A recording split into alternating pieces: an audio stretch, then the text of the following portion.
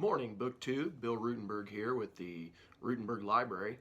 Come this morning on a Friday morning to give you a book review. I promised you a book review a while back, and I'm finally getting around to it. I apologize for my videos kind of being hit and miss this week. We've been working at school, and I have come home utterly exhausted. My kids have been working on projects at school, getting ready for our History Day competition, and I'm not kidding. I have to keep walking at 7, 8 o'clock at night. I have to keep standing because as soon as I sit down on the couch, I am just gone.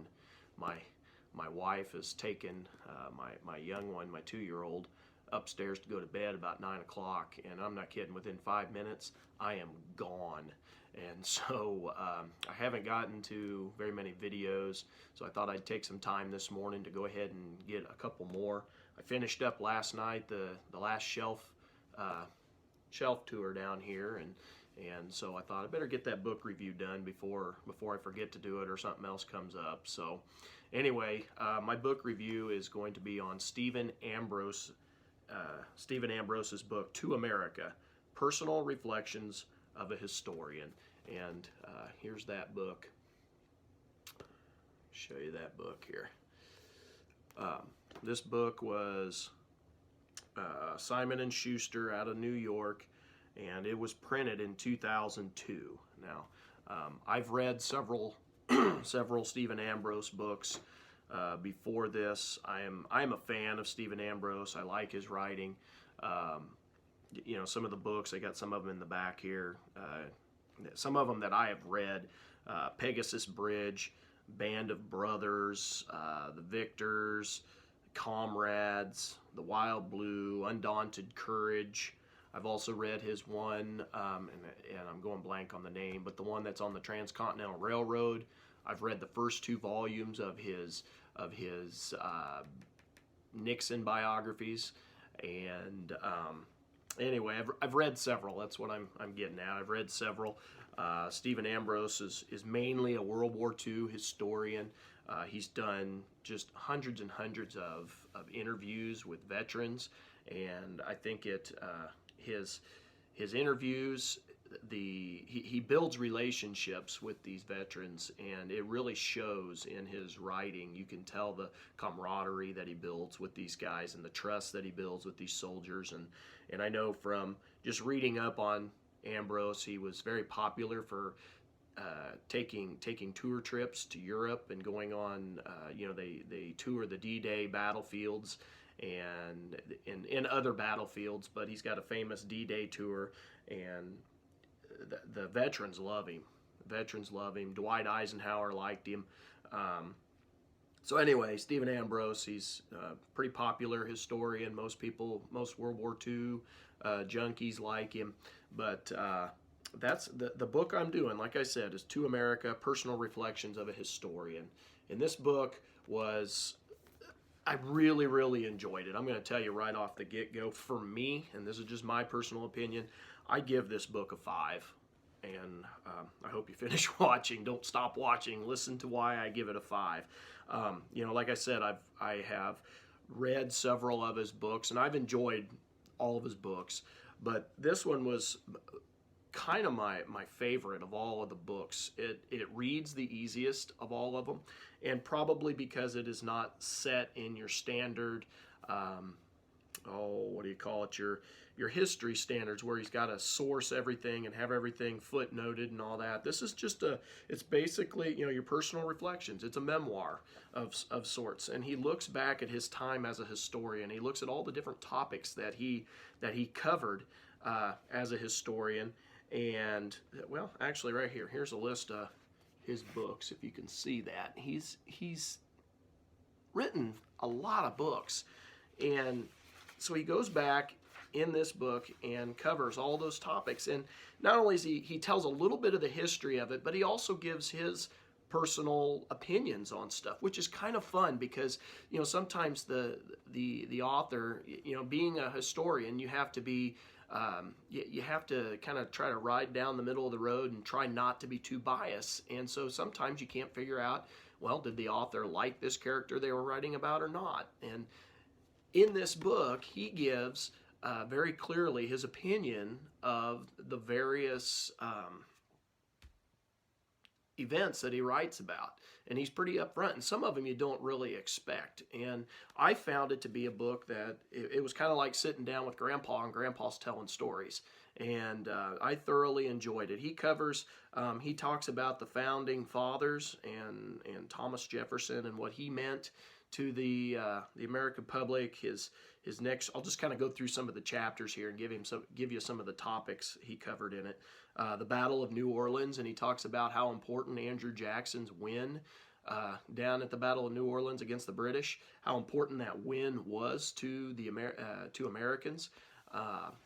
And he doesn't pull any punches here. I mean, he talks about Jackson's faults as well as him being a hero. And he takes this, he taught in New Orleans or down in New Orleans, and so he gets a perspective from that southern perspective, and he's actually from Wisconsin, so he's got a little bit of a northern perspective as well. And I might add, before I forget about it, he talks about that a little bit later when he gets into the Civil War chapter, where he brings his northern attitude down to the South. And when back in the mid 20th century, mid 1900s, when he's going to school down there, that was an eye-opening experience, a northerner going down south. And he experienced some stuff that really bothered him, and he's going to talk about that in his chapter, Grant and Reconstruction. And let's see here. He talks about the Indian country, talking about not only the railroad, when we run into the Indians there, but he talks about the Battle of Bull Run. Let me start over. He talks about the Battle of Little Bighorn. That was quite the difference there. The Battle of Little Bighorn, and he talks about his book that he wrote on Custer and Crazy Horse, and he just gives his opinions there. And his family would go on vacation during the summers out west, and they would stay with the Indian tribes there on the reservations. He'd get permission, and then he would interview people. They would go camping out west in the mountains. So when he writes about the Transcontinental Railroad, they were up at the point where the railroad went through and crossed over the mountains at that high point. And he not only writes about it, but he lives through it. It's really cool, his perspective that he gets. And he talks about the importance of Theodore Roosevelt. He talks about Eisenhower and what he did and how much of a professional he was in World War II, and how he got the Allies, the victory. He goes out into the Pacific and talks about that. He talks about the legacy of World War II. He talks about Vietnam, which was a very interesting chapter because he was an extreme anti-war person there.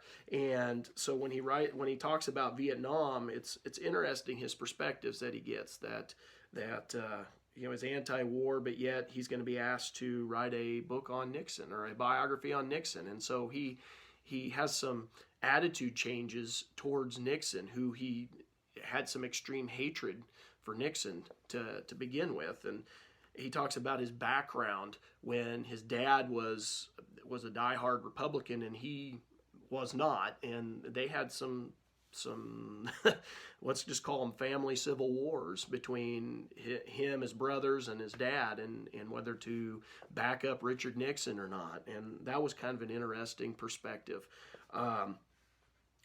Crazy Horse and Custer, writing about Nixon. Let's see here. Writing about Men in Action from 1992 to 2001. He talks about the creation of the D-Day Museum down in New Orleans. That was very interesting, going through the process that it took to get the fundraising done. Talks about American racism. He talks about women's rights, and then immigration, United States nation building, and then, the book that I couldn't remember the name of, Nothing Like It in the World. That was the Transcontinental Railroad. But anyway, the book is just full of little stories here and there that basically span almost the entire spectrum of American history. And he tackles them all. He gives his opinion on everything, and it's not an opinion that you're you know, that you're going to choke on. He gives his opinion, realizing that other people have other opinions, and I just thoroughly enjoyed it. I thought it was a lot like sitting down with Grandpa and listening to story time. It was a very fast-paced, easy read. I'd recommend it for an afternoon for just about anybody. So again, I give this book by Stephen Ambrose, To America, Personal Reflections of a Historian, I give this a 5. This has been Ruttenberg Reviews. I hope you enjoyed this. I hope this helps you. And have a good day. As always, happy reading.